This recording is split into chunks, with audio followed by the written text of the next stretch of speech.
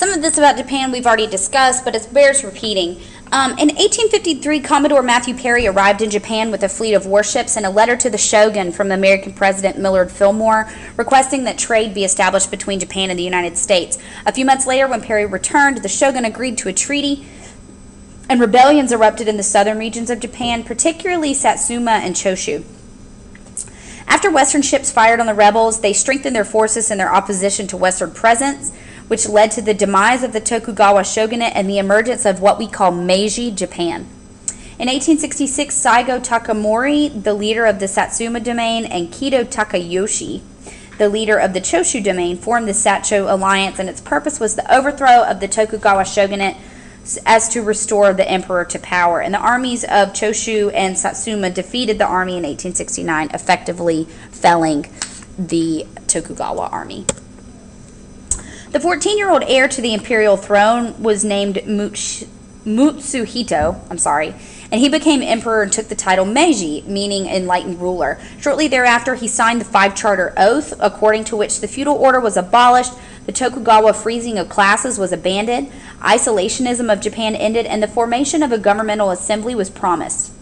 In 1871, the daimyo were stripped of their hereditary titles to their land, and the samurai were forbidden to wear the symbols of their hereditary status, their swords. An imperial army was formed to replace the old feudal structures, and important positions in the new government were given to the elder samurais from the Sacho alliance.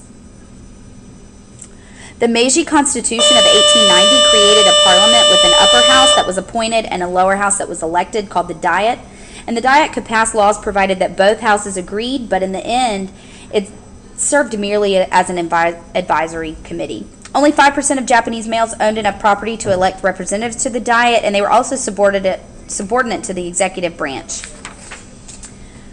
The Meiji Restoration was accomplished without violence, and so it was not a revolution in the typical sense of the word, but it wrought many changes in Japanese society, and they were revolutionary. It accomplished these changes, however, in a top-down dictatorial manner, and for this reason it's been called a revolution from above.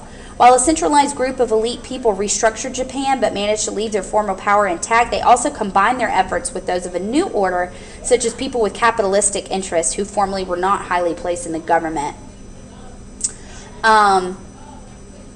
Some historians have referred to the Meiji regime as a form of Asian fascism and argue that this unique combination of despotism and capitalistic interests drove the Japanese to fixate on nationalism, power, and wealth. And what followed was a wave of imperialist expansion on the part of Japan, which was only stopped in the mid-20th century.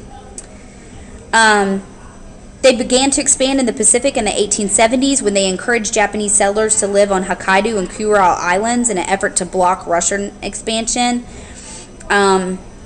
They expanded control over Korean trade through an unequal treaty similar to those imposed on China and Hong Kong by the Western powers in the Opium Wars. The Koreans tried to protest, and the Chinese sent a force to restore order there and reassert their authority.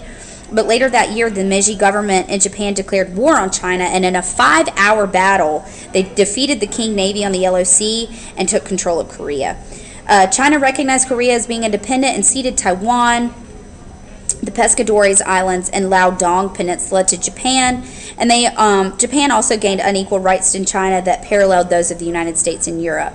These gains created tensions with Russia, who desired much of the territory controlled by Japan, in particular Korea and the Liaodong Peninsula. Manchuria was also a common interest, and they escalated their military buildup, and in 1904 the Russo-Japanese War broke out.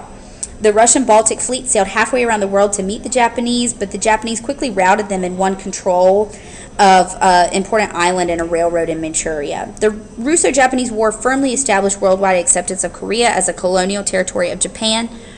And like the Europeans, the Japanese often justified their brutal imperialist regimes on the basis of their alleged racial superiority. Just as European imperialism had been condemned on this basis, so too have the Japanese racist views that emerged as they became one of the major world imperial powers.